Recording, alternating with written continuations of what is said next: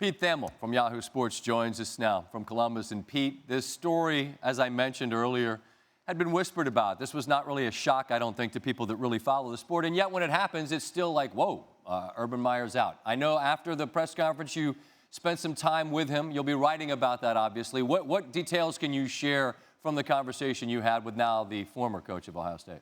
We talked a little about his future and what he'll do, and he called it the void. I talked to Gene Smith after the press conference, and he said he's scared in his own retirement of how he'll fill the void. And, you know, Meyer gave some compelling reasons of he has a second grandchild on the way, a second grandson, I believe, due December 23rd. There's charitable projects here. But when I asked Meyer, I said, what are you going to miss? And he just said, the winning. And it was stone cold and very blatant. And he was amused at the notion that the storyline, basically an hour after he retired today, was the cynicism of when he would come back. And he was very convincing in saying that he wouldn't, but at the same time, he also didn't dismiss the notion of why people would ask that. He's 54 years old, and we just saw Les Miles come back at 65, Mac Brown come back at 67, and with respect to them, like they never had a stretch like Myers just had. So you take a year away. I know he loves the grandson he's gotten. I'm sure he's going to love the new grandson. He loves his family. I get all that. But I also think I understand a little bit about the man, and there's no filling that void, Pete, which is why I'm not trying to be cynical. I just think that you can't fill that void, which is why at some point I just presume he'll do it again. There will be too many compelling reasons not to go back and do it. Do you feel the same? There's always been a fascinating duality to Meyer. He's sort of the most captivating, tortured soul that I've covering college football.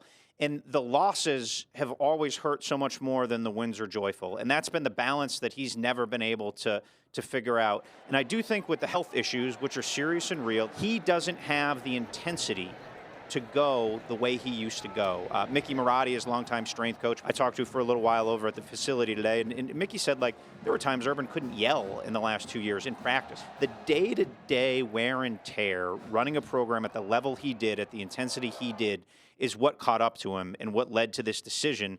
And does he have the energy to muster to do that again? I don't think so. Interesting.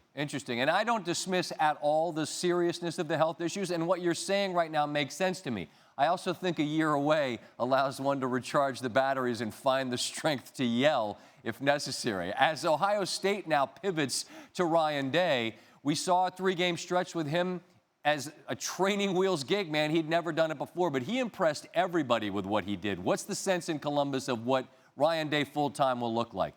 I think the appetizer of Ryan Day we got, and it wasn't really only the 3 games, Scott. People in this program were impressed by him in the 3-4 weeks of summer camp.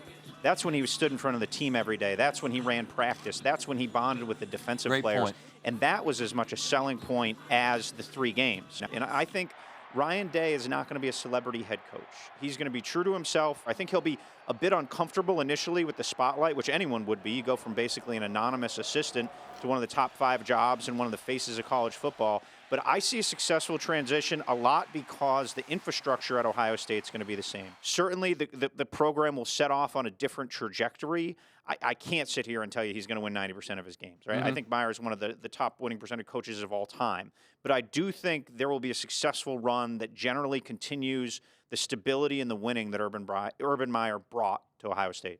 Following a legend, never easy, but everybody within the game that has known Day before the country got to know him says that he's ready for this moment, and now the moment's here, and he's the guy. Pete, appreciate the time. Look forward to reading more of your story that you got out of Urban in your visit this afternoon, and thanks for visiting with us tonight. Thank you, Scott.